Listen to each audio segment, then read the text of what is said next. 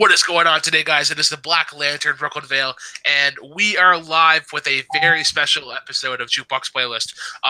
Today was supposed to be a match between Michael Campbell and Paul Oyama. Yeah, I hear me in the background somewhere. Oh, that's me. Oops, sorry. I forgot to press mute on my own playlist so I could watch the chat. All right, so back to where we were. I had Black Lantern Brooklyn Vale, a very special episode of Jukebox Playlist. Today was supposed to be Michael Campbell versus Paul Yama, but due to scheduling things, we had to move it over to next week, or not next week, but later on in the week. But this is an opportune time to join in the fundraising efforts that Take Three has done, has kind of started for John Schnepp, one of the Collider veterans. He's not doing so great in the hospital right now, and he needs our help. And what an amazing what an amazing support that this community has. As of right now, 2 days in, they have raised $50,000 on their GoFundMe page. I'm going to be keeping update on that as the show goes live, but I do have the links for the GoFundMe and the PayPal account in the description. So if you have anything, $1, maybe don't buy Tim's this week. Don't buy whatever Canadian AW. Don't buy AW this week, the big Canadian staple.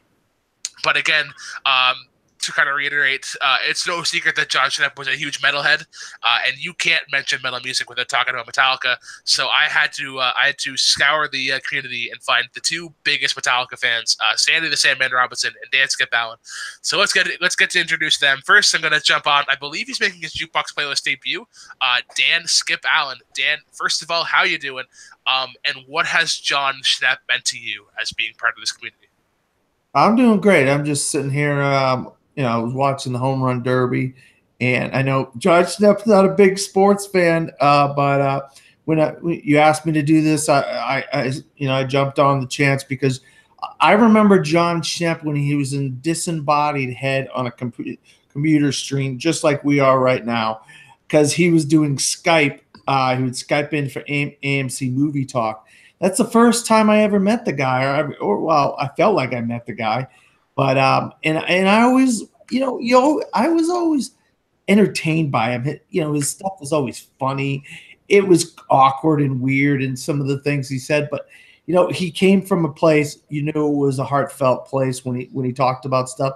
And the whole comic book sweaties thing. I read comics for 30 years, so I was right there. And he'd answer my questions. I'd send in these odd questions about Mouse or some oddball different questions about Gotham by Gaslight, and he would answer my questions on Heroes. So I really like John Schnepp. I missed him last month when he was in Orlando. I really wish I would have went down there. I would have made better effort to go down there and to see the guy. But I like John Schnepp a lot. I think he's great for this community of the YouTube community. I really hope he gets better, and I'm glad people are donating money for him for a good cause and not some of the stupid things that we got out there. Absolutely. And my other panelist today, I believe this is the second week in a row. We were talking about Canadians last week, but now we're talking about his big passion, Metallica, Sandy the Sandman Robinson. Sandy, how you doing? And I'll ask the same question. What does John Schnepp and Metallica mean to you? Well, Brooklyn, I personally am doing okay. I'm sad that the great big King Sweaty himself, Big John Schnepp, is not doing well in the hospital. What he's meant to me, Collider Heroes was the first show that I ever clicked on, other than the Schmodown. I found the Schmodown first, and the first show that I went and watched was Collider Heroes. John Schnepp is an absolute savant when it comes to comic books, and I've been out of comic books for about 15 years.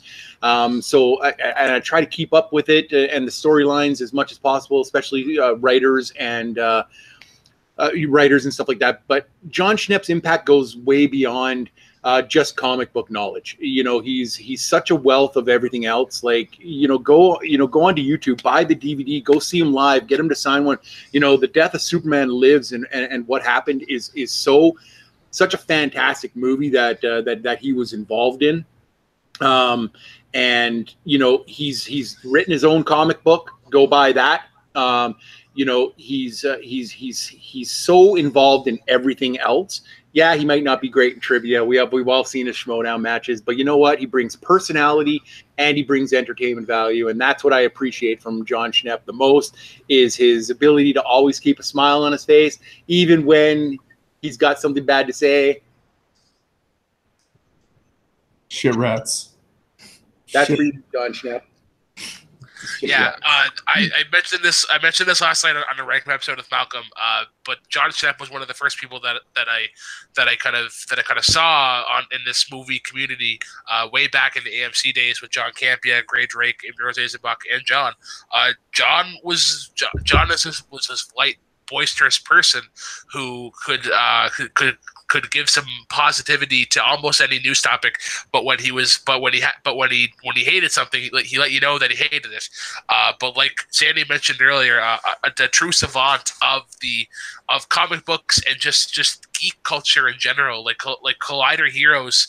When that first got announced, I'm like, holy shit, this is the show for me. Like you mentioned, like his chemistry with Robert Meyer Burnett, and just how they can go on essentially for hours about such detailed conversations, like whether it be like a one-off Batman story, or even like maybe it's like a certain season of Star Trek. The guy knows his stuff. Can he apply it to movie trivia? Not at all.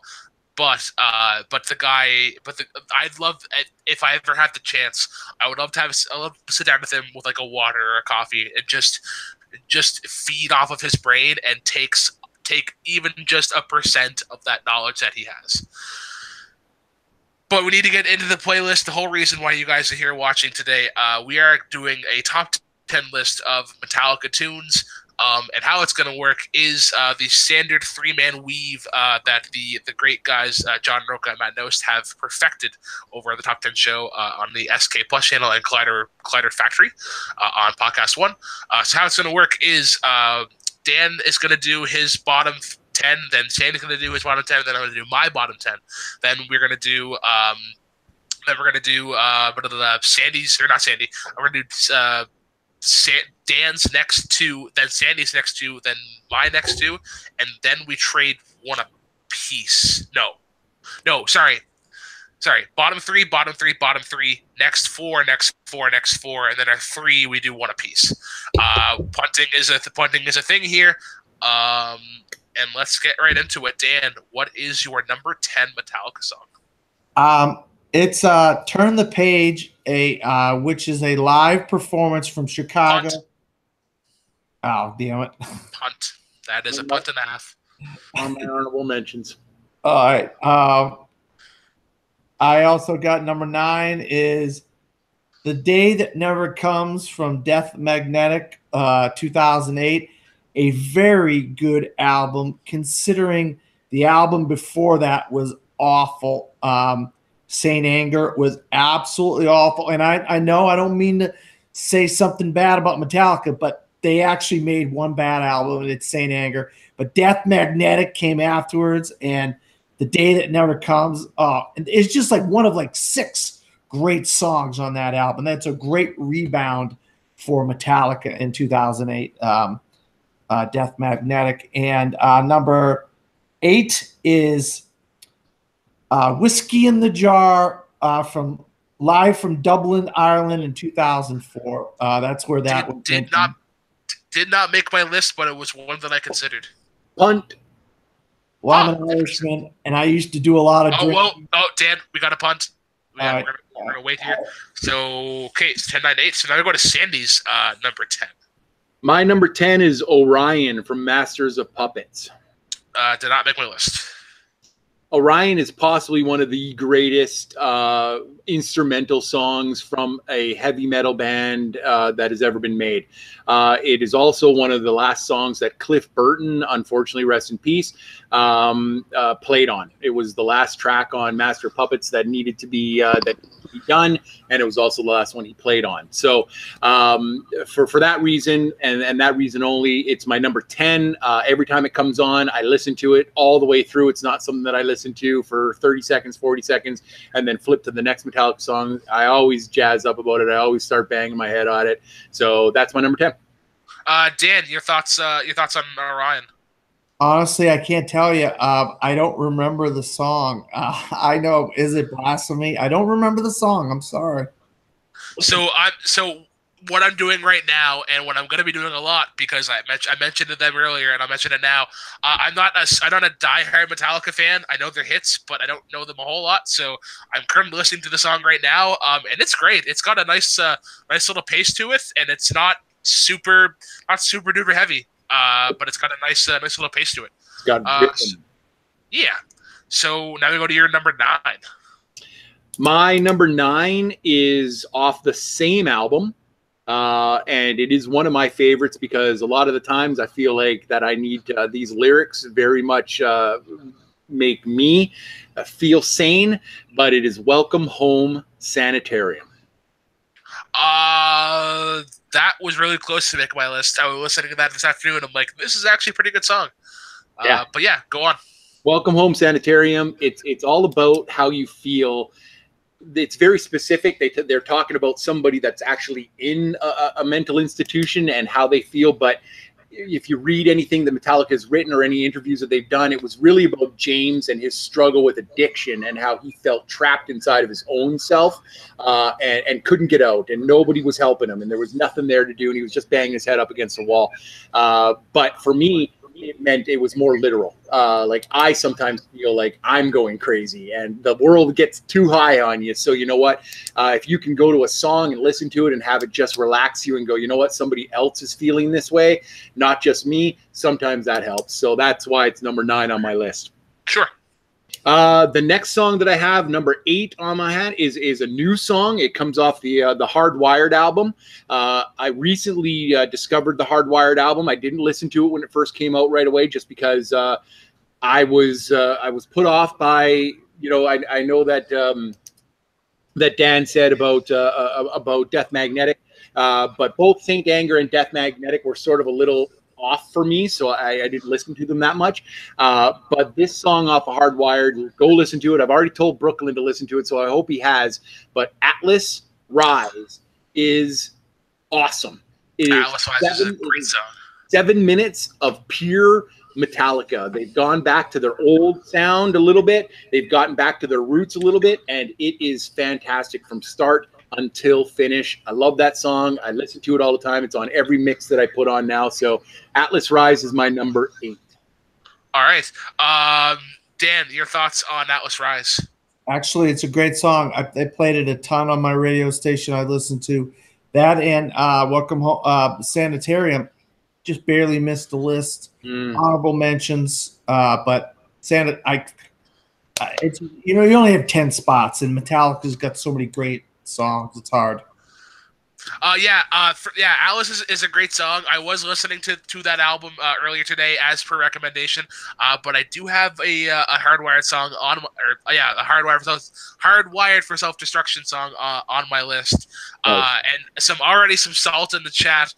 Matthew Rose is saying Death Magnetic ruled, but you're allowed to be wrong. That's okay, with a winky face. So we have a Death Magnetic lover in the chat. So now we go to my number 10. Wow. Matthew is like 10 years old, so that's the only Metallica album he actually knows. So you know, probably. I'm surprised nobody's mentioned Lulu yet as one of the worst Metallica albums. Even though there are some, there's a couple of I'm a fan of Lou. So we go to mine. Yeah. But the album sucks. So. Yeah. So we're gonna go to my number 10, and my number 10 is For Whom the Bell Tolls. Punt. All right, that is a punt.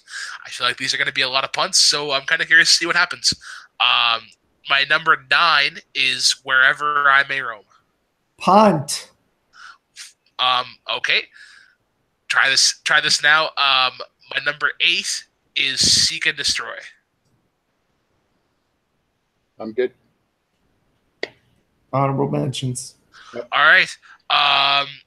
Seek and Destroy. One of those great tunes. It has a nice feel to it. Some great guitar work. I kind of wish that I wrote some notes. I feel awful. It's the gong, man. It's the gong. Yeah. I had some great things to talk about For Whom the Bell Tolls and Wherever I Roam, and then I just heard punt. But Sandy, your thoughts on Seek and Destroy? All right, so Seek and Destroy. It is the greatest live crowd pumping up song that's ever been. When you get searching, seek and he just sticks the mic out, and 100,000 people are screaming destroy, and they bring the mic to people like right in the front row. The crazy mothers that are there, they're destroy. It's one of the greatest live songs ever done. It's of course a remake that was on the Garage Days Revisited album, and but it's still a great song. It didn't make my list. It was in my honorable mentions, just because the only reason is, like Dan said, there's only 10 slots, and I listened to Seek and Destroy so much that it just made it into my honorable mentions. So I do want to say, guys, since we have mentioned our bottom three, that an extra double check here right quick. An extra $400 has been raised for the John Chef fundraiser. So keep it going, guys. Anything that you can is much appreciated. It's going towards a great cause, and hopefully we can get some good news here in the future. But now we go to the next four. So Dan, what is your number 7? Now we do the next two, right? 7 and 6. We'll go 7 to 4. 7 to 4. Okay. Yeah. All right. Number 7, and I'm sure there'll be a punt on this. Sad but True off the Black Album, 1991. I can only pick one Black Album song on my list. It's in my honorable mentions. You guys are going to see some trends in mine, because the Black Album is my favorite album, and I mean, almost every song on that album is some of my favorite songs. So, number 6, Nothing Else Matters off the Black Album. That is, let's see here. 10, 9, 8, 7, 6. It's number 5. All right, so basically it's pretty relatively. Yeah. So let's talk about it. Yeah, Nothing Else Matters, another great song off the Black Album. I mean, this album has got so many great songs. Brooklyn, what do you got to say, buddy? Nothing Else Matters proves that Metallica has range. From listening to them a lot today, I find that some of their tunes can kind of sound the same, but this is a great palate cleanser in a Metallica playlist. Just it has some nice subtle softness to it, and then can just pick up with that heaviness that they're sort of known with. But yeah, and I guess kind of more I think about it now, one of the most recognizable acoustic riffs, and it's one of the easiest ones to play. You just play the E string, G, B, E, and everybody knows how to play it. So, Sandy, your thoughts on Nothing Else Matters? All right, so I'm with Dan. I may seem like the biggest Metallica fan out there, but in all honesty, I wasn't. I was more of a pop, hair metal kind of guy until I listened to the Black Album for the first time. It was the first Metallica album I ever heard. I love every song off of that album. Don't get me wrong. I love every song off that album. But I have an honorable mention of the song I think is a better slow song from that album on my honorable mentions. But Nothing Else Matters. Brooklyn said it right. Dan, you said it right. It's a great change up from everything. I just had one that I thought was a little higher off that album. All right. So now we go to your number 5. All right, now this is where we get the punting comes in. I got number 5, For Whom the Bell Tolls off of Ride the Lightning, 1984. Yeah. So for me, I'll gotta say right out of the gate, this has multiple interpretations depending on the mood that I'm listening to it. Like I was just listening to it earlier today, and I'm like, this has a nice kind of mellow feel to it. But then when I listened to it like a couple hours ago, it was like, all right, this kind of feels different. It's kind of a nice little pickup to it. So I think for me, it's at different interpretations upon multiple listenings. Well, I got it. You know, I was into the song because I'm a fan of Ernest Hemingway, and he wrote the book For Whom the Bell Tolls, is a book about World War II and the girl and the chimney ringing the bell. But then I thought about, when you listen to the song, it's about people. It's somebody they're talking about, For Whom the Bell Tolls. Somebody is in trouble. Somebody that they're worried about, or somebody that they don't like, that for whom the bell tolls. Or maybe it's the country, for whom the bell tolls for the country. You know, with multiple meanings, like you said. Great, great song, though. Ride the Lightning, another great album from theirs. This is one of my favorites off that album. Yeah. Sandy, your thoughts on For Whom the Bell Tolls? It's a great song. It's a great song off of a great album. It really is. Ride the Lightning was the precursor to what I think is the greatest Metallica album ever created, which is Master of Puppets. They were just Ride the Lightning was a little, or something. Kill 'Em All was a little raw. Whereas Ride the Lightning, they were just coming into their sound, and then they punched it through the face in Master of Puppets and Justice for All, and then the Black Album, then forward. So no, if you're gonna pick, a song off of Ride the Lightning, For Whom the Bell Tolls is an absolute awesome pick. Yeah. All right, so now we go to Dan's number 4. And this is the other one that I punted on, Wherever I May Roam, off the Black Album, 1991. All right, let's talk about it. I'll tell you what, man. This is the song about, it's these guys. They're them talking about themselves. They're going from town to town, and they're going all over the country and all over the world, wherever I may roam, and they're just talking about themselves as a band, and how they become such a mega sensation and a mega, everybody loves them, and sometimes bands talk about themselves, and that's where Wherever I May Roam comes from, and as far as I'm concerned.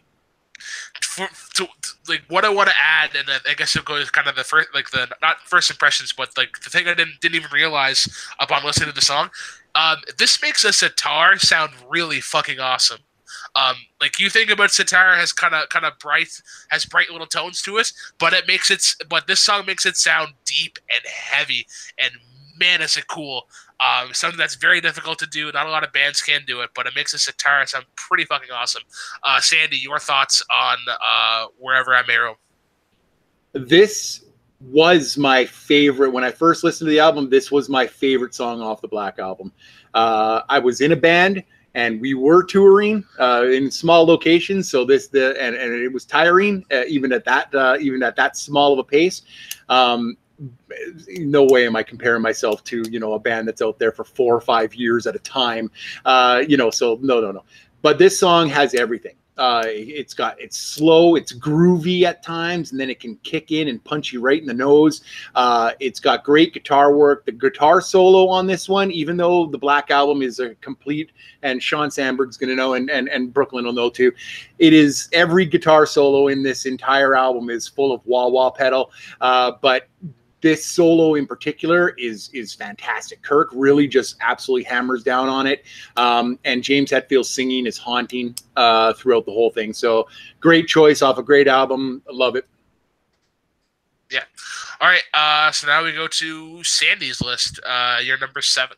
My number 7 is off an album that Dan already hates. But I do give credit where credit is due, and for a band that was so straightforward after that Black Album, and they spent so much time with so many #1 hits and so much time on tour, it was a breath of fresh air. It is not by any stretch of the imagination my favorite Metallica album. It's not even probably in the top 5 or 6 albums, but Saint Anger, the actual single, is a great song. It's a great video.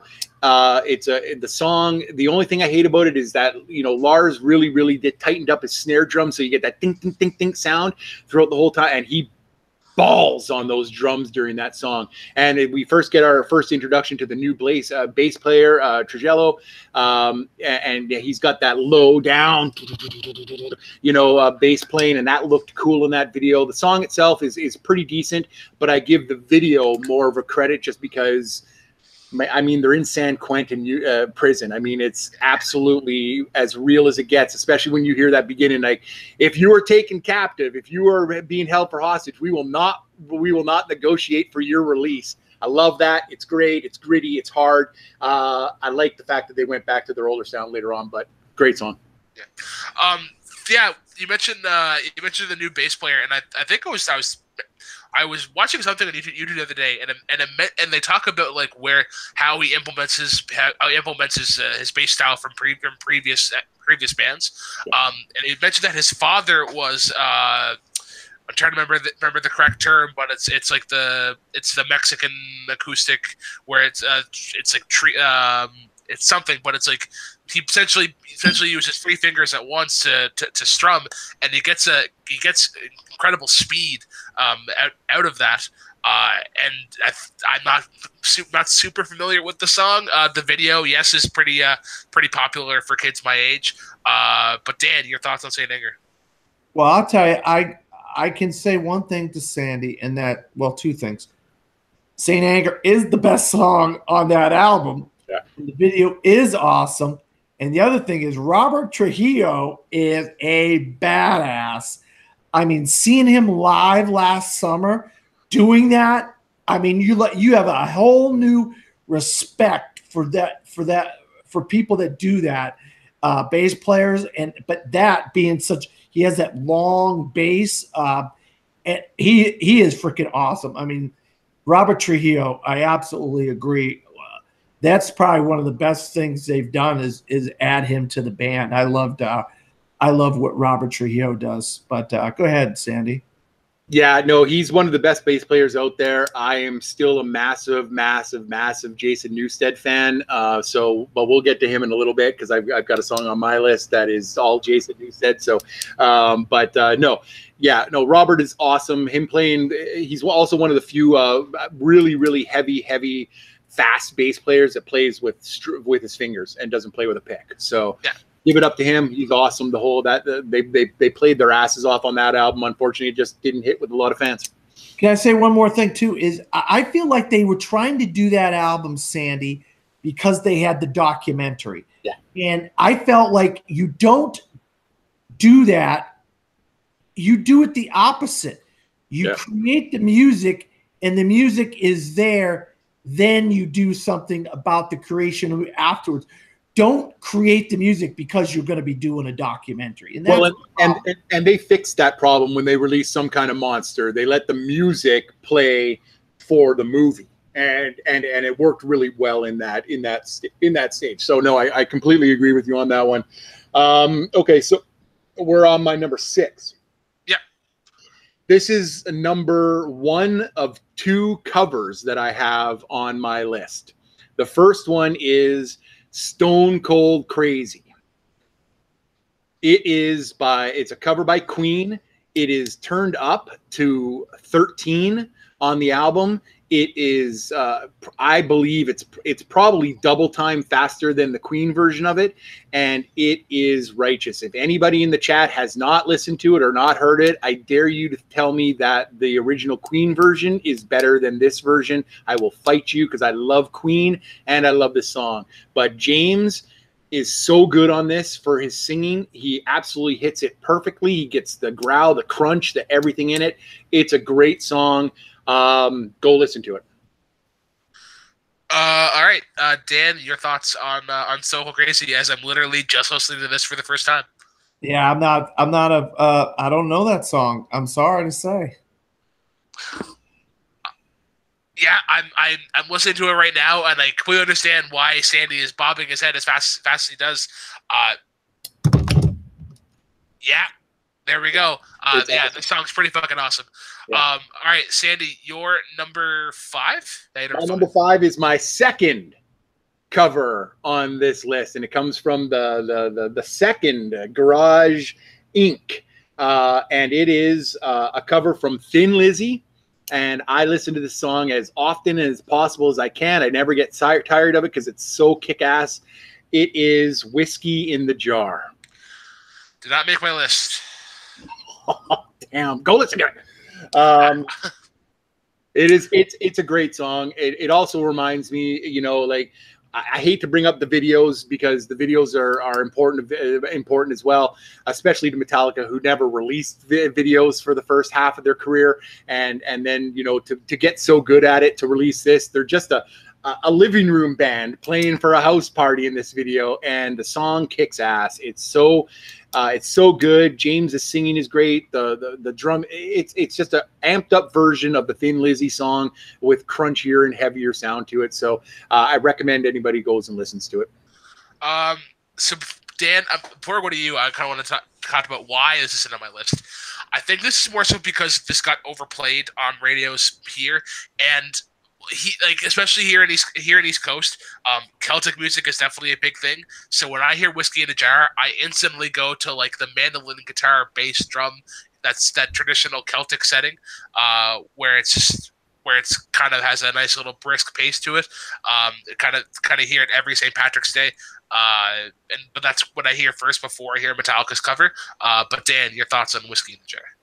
Actually, you hit the nail on the head in some sense, Brooklyn, because I go right to Whiskey in the Jar from Metallica on St. Patrick's Day, along with Harrigan and the old Danny Boy and all those great Irish songs that I loved growing up. But I love rock and roll so much, I would rather see. And that's why, today a lot of the modern rock bands are doing covers. Disturbed and Five Finger Death Punch are doing covers. And I'm like loving these covers by these guys and Rise Against the people. And so this cover is amazing. And, me being a recovering alcoholic and so forth, I drank a lot and I would go to bars a lot and I played a lot of Whiskey in the Jar back in the day.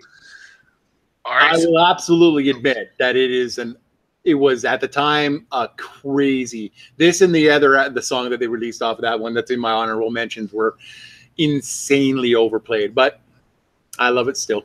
Yeah. All right, now we go to your number 4. All right, so this may surprise a lot of people, but it shouldn't when you hear my top 3. But my number 4 comes off of one of my favorite albums. It is my second favorite Metallica album of all time, and it is My Nickname's Sake, Enter Sandman. That is a punt. Punt. Jesus. That is a punt. All right. I knew now we go to my number 7, and like previously mentioned, listening to Hardwired to Self-Destruct, I actually went with the song that is played before Atlas, and that is Hardwired. Hardwired is great. I was listening to this album while at work, and I came up, and I had to stop, and I'm like, wait a minute, this is Metallica? Because I think for like especially my generation, I'm so used to Lars's like sleeper beat and how that kind of gets overplayed. But then it was like, wait a minute, this actually like has like this has some like hardcore punk elements to this. And it's super fucking groovy. A nice pace keeps it going great. And like Sandy kind of talked about previously in our conversations, kind of reminiscent of the old sounds of Metallica, kind of thrash metal to its core. Yep. But Sandy, your thoughts on Hardwired? I like it. Like I said, this album is a recall back to their back to the Black Album, back to their earlier stuff. I agree with you. I think it's got a really cool rhythm to it. I love the lyrics. The song that's written around the music is very, very good. It's in my honorable mentions. There's another song off that album that's in my honorable mentions as well. So I think the biggest part of our list is going to be when we get to do our honorable mentions. But no, great song, great choice, high up on your list. So that's good. Yeah. All right, so now my number 5 is actually from their EP Beyond Magnetic, released in 2011, and that is Just a Bullet Away. Wow. All right. Once again, listening to a million, or not a million, but quite a bit of Metallica at work today, and then this song came on, and I just started naturally headbanging. One of the coolest riffs, is super simple in drop D, and I just found myself naturally kind of bow my head to the beat, and has a great rhythm, a great tune. 7 minutes in total, and actually at the 4-minute mark, they pretty well restart. They kind of do a nice little build up, and it works quite a bit. But Sandy or Dan, your thoughts on Just a Bullet Away, or even just the EP in general? Well, I will just say this. I remember when this album came out, it wasn't that long ago. They released like 6 songs all at once on the Yeah. radio. And I just wasn't like connecting to any of them except the one that we already mentioned earlier. So I don't really, these songs don't ring a bell to me. Yeah. Okay. I've listened to the whole EP. It's the same. It's the same type of sound that Death Magnetic had. So it's a little iffy for me. It's not on my list of albums that I run through. But there was nothing wrong with it. It's Metallica. You can tell that it's Metallica. So and it's not bad. It's just not my deal. Okay. That's absolutely fair. My number 5, we've already talked about. Nothing Else Matters, I believe. Yeah. And then my number 4 is a punt from earlier. The cover of the Bob Seger tune, "Turn the Page." This blows the original song out of the fucking water by about a good 2 miles. I like the Bob Seger tune, especially more so known for its sax solo, I guess, or the sax riff. But they are able to make the song like incredibly listenable and a great tune in general from start to finish. I was actually at a wedding last year, and the parents of the bride requested this song to dance to. Super cool, and packs a lot of emotion in James Hetfield's vocals, the solo, the riff itself. But Dan, I think you also had "Turn the Page" on your list. Your thoughts? Yeah, I mean, if you're a music fan and you're a rock and roll fan, there's not a lot of songs where you can look at and say, listen to the lyrics and see what they're talking about. And once again, Metallica had problems with members quitting and having to bring in new members, and problems in the 80s. They had a bus accident, and this song really relates to them, and anybody can relate to this song of "Turn the Page." And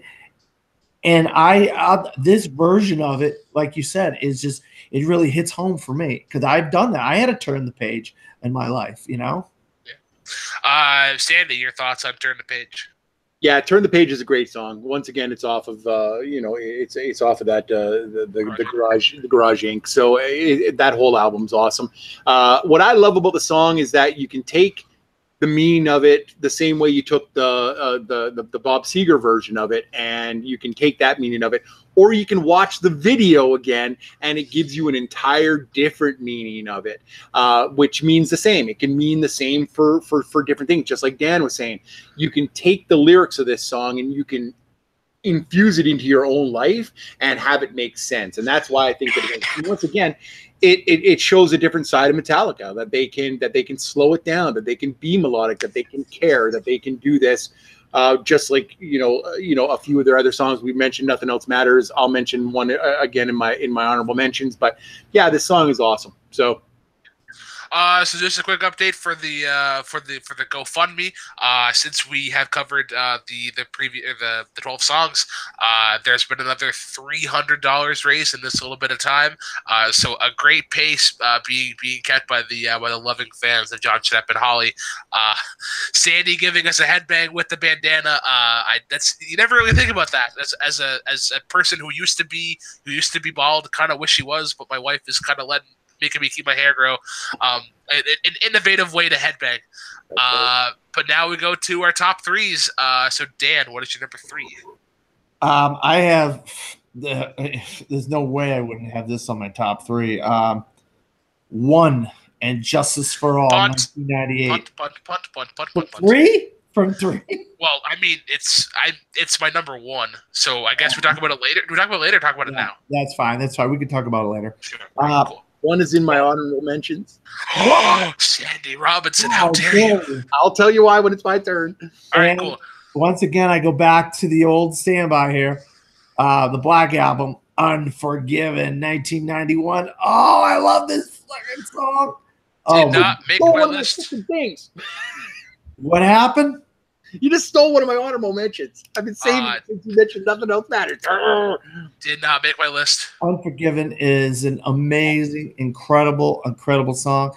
That is a song. There's songs that you can listen to, like you have in your life that you like, I can listen to this over and over again, or I can listen to Unforgiven all day, every day of the week and never get sick of it.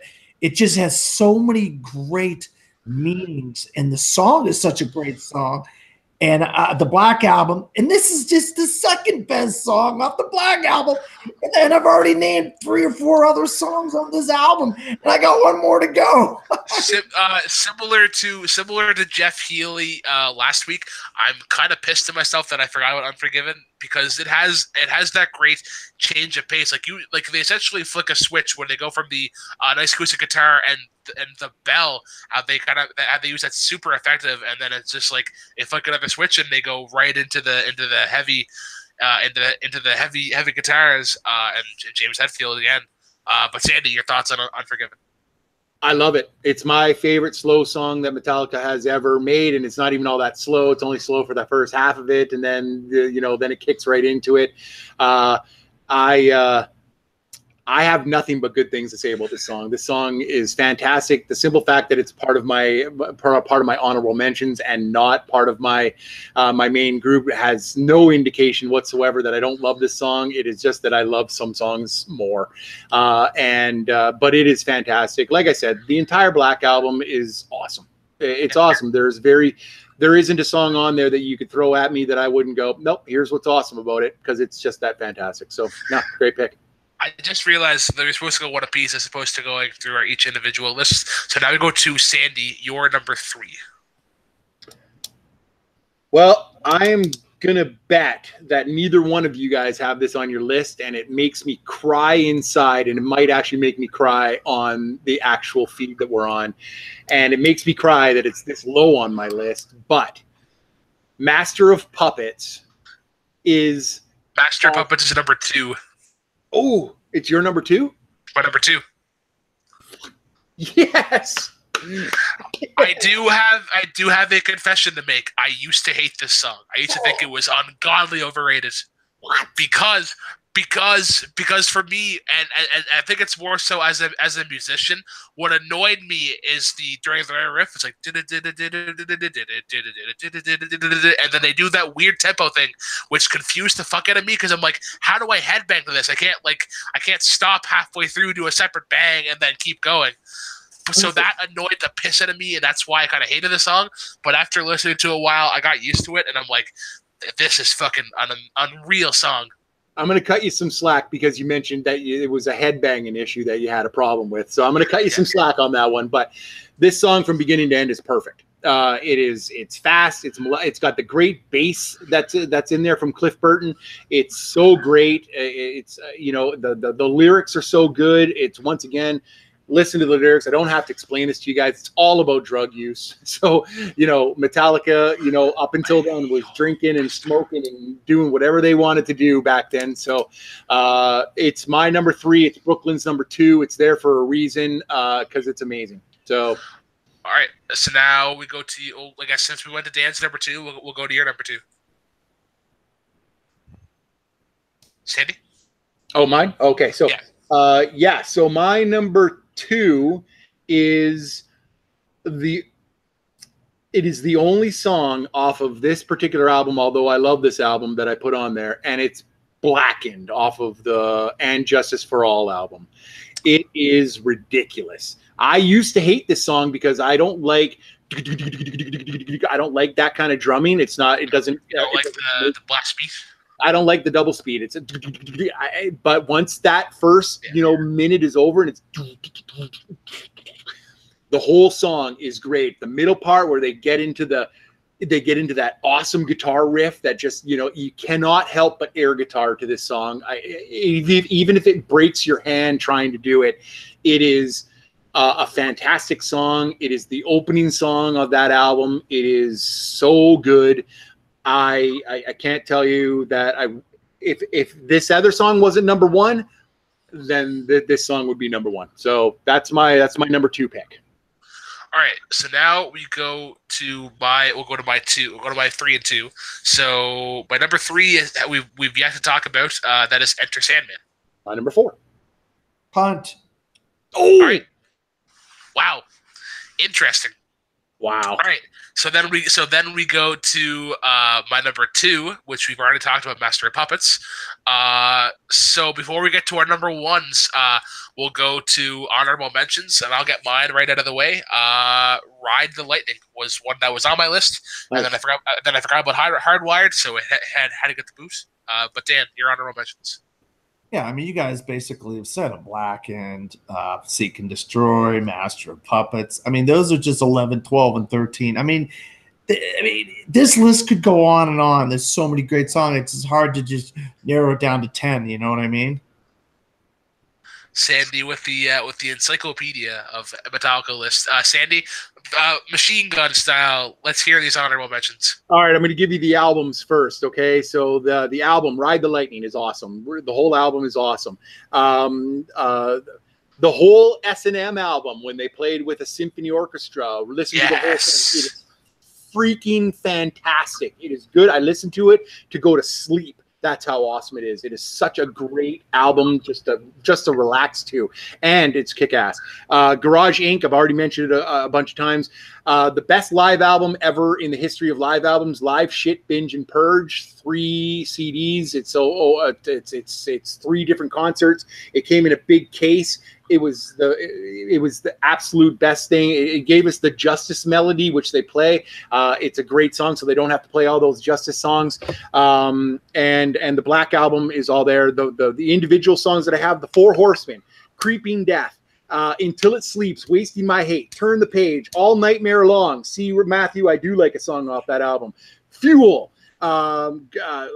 Sad But True is still one of my favorite songs of all time to headbang to. The Unforgiven and One. All right. Well, all right. So we now go to our number 1s. Dan, your number 1 is. I tell you, when people think about albums and they say, "Hey, listen," I saw this trend where everybody's putting their favorite albums. I don't know what I would do if I wouldn't put this as one of the greatest albums of all time. The Black Album is clearly one of the greatest, not just rock and roll. You could put it up there with Whitney Houston and Elton John and Billy Joel and Madonna. It's one of the greatest albums of all time. You could compare it up there with the Beatles. And Enter Sandman is the greatest, in my opinion, rock song of all time. That is the greatest rock and roll song of all time, in my opinion. I know I'm only one human being. I absolutely love this song. I can listen to it just like Unforgiven, just like One. I can listen to it 24 hours a day, 7 days a week, 365 days a year.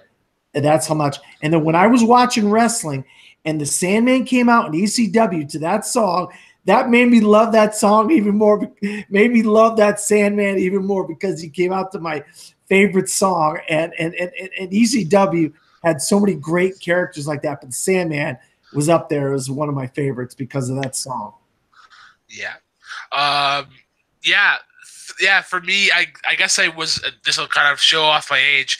I was first introduced to this song, I believe, on Rock Band or Rock Band 2, whichever one it was on.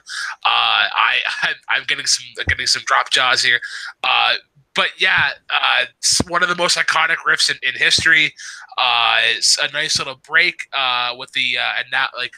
I pray the Lord my soul to keep if I die before the wake. Hush, little baby, don't say a word. Never mind that noise you heard. It's just the space under your bed, in your closet, in your head. Exit light, enter night. Take my hand. That was some really bad singing. I probably made James Hetfield cry. But Sandy, your thoughts on Enter Sandman? I got my name for a reason, guys. This song is one of my favorite songs, and I love the fact that before I knew about copyright stuff, this is the song that I wanted to enter to every single time I went into a match because it's a great song. I don't care what anybody says; it's an anthem, and Dan was right. It is possible. The Black Album is possibly it's in the conversation for one of the greatest albums of all time. And every band has one, but not many bands have had one this insane. And Enter Sandman was the first song off of that album. It was the first Metallica song I learned how to sing. And it is, I'll never stop loving it. It'll come on a radio. I'll play it off a thing, and I'll always, always, always listen to it. I love this song. It's fantastic. And can I say one more thing? I do not sing karaoke. And I will tell you this. When I was drinking, when I did karaoke, there was only one song that I ever played. And it's Enter Sandman. So if you were one of the rare people in the state of Florida that ever saw me sing karaoke, you knew you saw me sing Enter Sandman.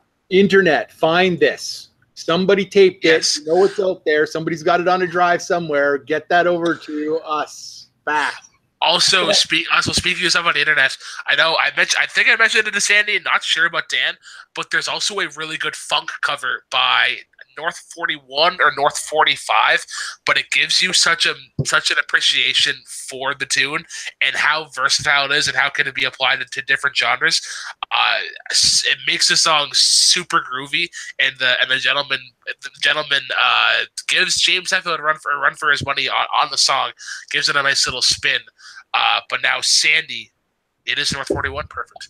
All right, Sandy, you're number one. Okay, guys. This isn't going to be a popular pick, and so I start this off by going, come at me. It is – I love drop D tuning more than anything. I love when things are crunchy. I love when things are heavy. I love when they sound slow but are just absolutely deep inside your stomach, and nothing makes that more happen than off of Master of Puppets. The Thing That Should Not Be is my number one favorite Metallica song of all time. It is great. It starts off with a great boom boom from the bass. Boom boom boom boom boom boom boom. No, that's Welcome Home Sanitarium, isn't it? Now, hold on. Now, if I play the song, we're gonna get screwed for copyright, aren't we? I'm listening to it right now. Only 5 seconds. 5 seconds. That's all I need. All right. Give me 5 seconds, guys. I'm going to find it because I've got too many Metallica songs flying through my head right now. But it's my favorite song, so I don't care. Yeah. It does start off nice and subtle, and then it gets right into the standard Metallica kind of feel. No, I was right. Yeah. Yeah. I just want.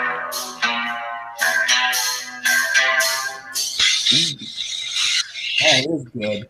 That is good, Sandy. I like that. So good, and it is so crunchy, and it is so headbangy that there is nobody that cannot listen to that song and be like doing this. Oh yeah. And you'll hurt your neck because you just won't stop until it's done. So that is my number one pick. It's my favorite Metallica song of all time. That's why it's up there. I know it's a big surprise to everybody. Everybody would have thought that I would have picked something else. But The Thing That Should Not Be is a great song. Listen to the lyrics. The lyrics are awesome, and it means a ton to me personally. But it's a great song. I want to see what everybody else picks for their number one. Well, I know.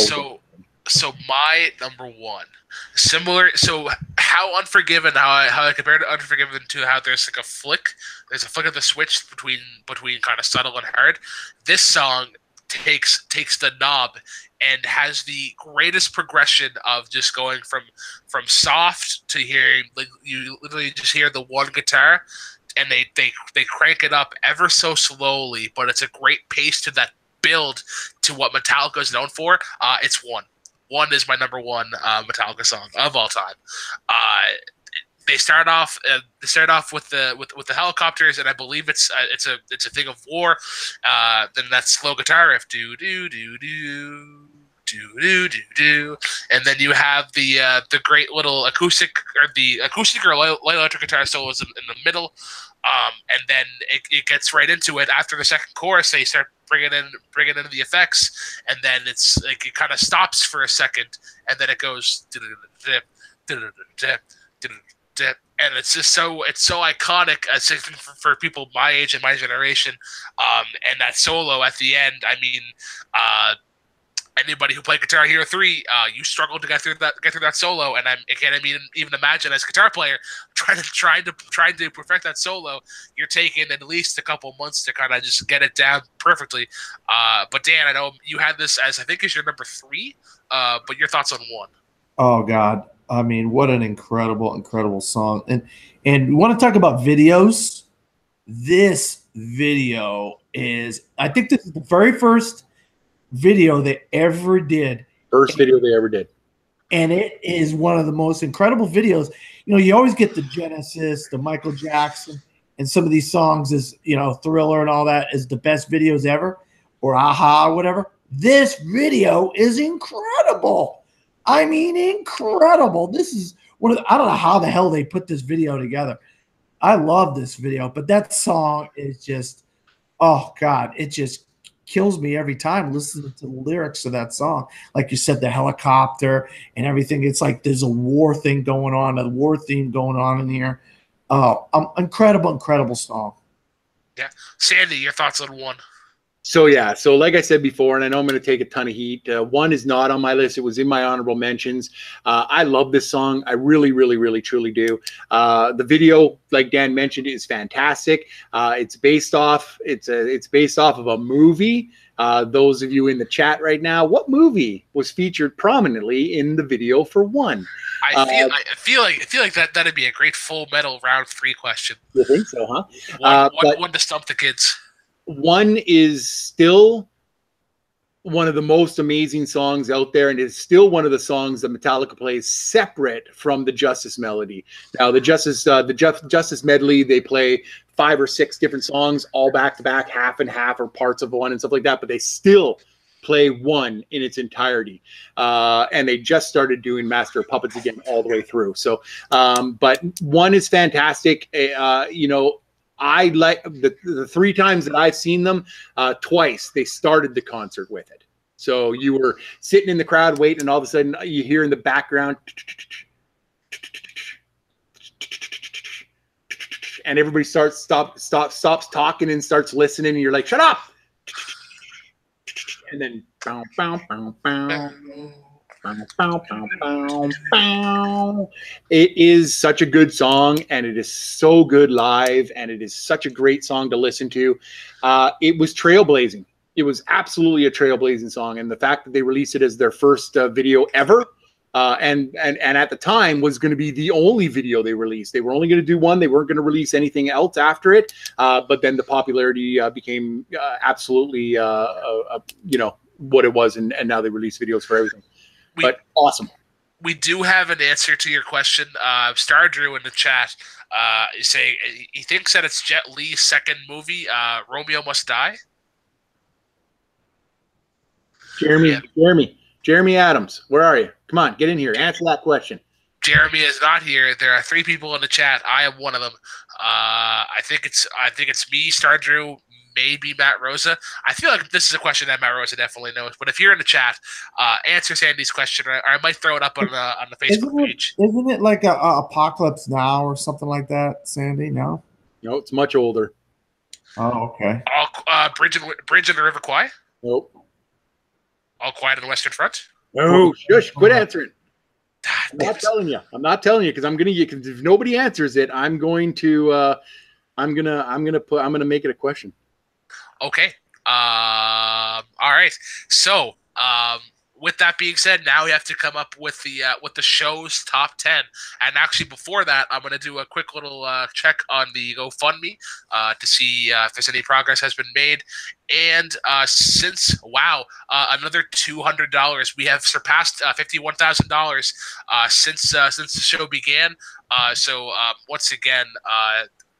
And to kind of reiterate what we said from the beginning, yes, while we are talking about Metallica and the greatness of them, this is for John Shepp and for Holly as they are going through an incredibly tough time right now. John currently in the hospital. Well wishes going out to them. Holly, Robert Meyer Burnett has kind of been by his side, keeping us updated via Twitter. But yeah, to kind of go on a lighter note, let's come up with that top 10 list. So, do we have anything in commonality between the three of us? Brooklyn and I have one and Enter Sandman in our I top think four. I think we each have them at. I think because I think Dan, you have one at 3, I have one at 1, but you have Enter Sandman at 1, and I have Enter Sandman at 3. So I think I have Enter Sandman at 4. Okay, so Enter Sandman is our number 1 then. I don't disagree with that. Yeah, it's the 3 that we have in commonality. Okay, and then I guess would it be 1? I guess 1 is next because But two of us have it and Sandy doesn't. Yeah, yep. 1, and then we'll go Sandy's at number 1. Yeah, the things. The thing that should not be. I think that should not be. Then what is next in commonality? Well, you and I both have For Whom the Bell Tolls and Wherever. I have For Whom the Bell Tolls at 10. Oh, you have it at 10, and I have it at 5, and I have Master. I guess Master Puppets would be next because you and Sandy have it, right? Yeah, I have Master Puppets at 2, and I think he has it at 3. All right. Yep. Okay, so that's number 4. No problem at all. What is your guys' next? What's your number? Sandy and I both have Whiskey in the Jar. Yep. Yeah. There's also, I think, Dan's Unforgiven is at number 2. Oh, that's right. Unforgiven. What do you want to put next? Unforgiven or Whiskey in the Jar? You know what? I feel bad that I put Unforgiven in my honorable mentions, so I'm going to say let's go Unforgiven next, and then we'll put Whiskey. Unforgiven, and then Whiskey in the Jar. And then two that you and I have in common. Wherever turn the page. I turned the page at 4. And I have it at 9 or 10 or something like that. Okay, so it's in my honorable mentions, so I'm okay with that. Okay, turn the page. So we're at number 8. We have 3 more spots to fill. What is Sandy? What are some of Sandy's earlier ones that we may not have mentioned? Because we're kind of skipping over some of his. Yeah. What other ones have we yet to like the? Yeah. What's the highest one that we haven't mentioned yet, Sandy? My number 2 is Blackened. Blackened. You want to throw? I'd like to see that on the list at some point. Do you want it to go before? We'll say we'll go Whiskey in the Jar, Blackened, then Turn the Page, or no? Let's do Turn the Page at 7. We'll do Whiskey. We'll do Whiskey at 6. Turn the Page at 7, and then if we could put Blackened at 8, okay, then we can discuss the other 2. Then both Brooklyn and I have, like I said, For Whom the Bell Tolls and Wherever They May Roam. Nothing Else Matters, I think, is higher ranked. Nothing else matters at 5. I would put Nothing Else Matters. Yeah. Okay. Yeah, I think I have that earlier as well. Okay, so we have room for one more song. What is the highest ranked song that you have left? That I have left? Yeah. The highest ranked one that I have left is Stone Cold Crazy. That's your number 4 or number 5? No, that's my number 6. It's number 6. Okay. My next one is my number 6 as well, just to pull it away. But I'm fine with that not making the list. Dan, what's your next one? I have it 4, Wherever I May Roam. I'm okay with that works as well because Wherever I May Roam is my number 9. Yeah, I'm fine with that. Okay, so we have our 10. I will do the falsetto, and then if Sandy, if Dan, you want to say the numbers, and then Sandy, you want to reveal the song. You got it. All right, second here. For top 10 Metallica songs of all time, yeah. Number 10. Wherever I May Roam. Number 9. Nothing Else Matters. Number 8. Blackened. Number 7. Turn the Page. Number 6. Ah, crap. Oh, hey, I do. Whiskey in the Jar. Nice. Number 5. I hope the people in the chat can forgive me. Unforgiven. Yeah. All 2 people in the chat.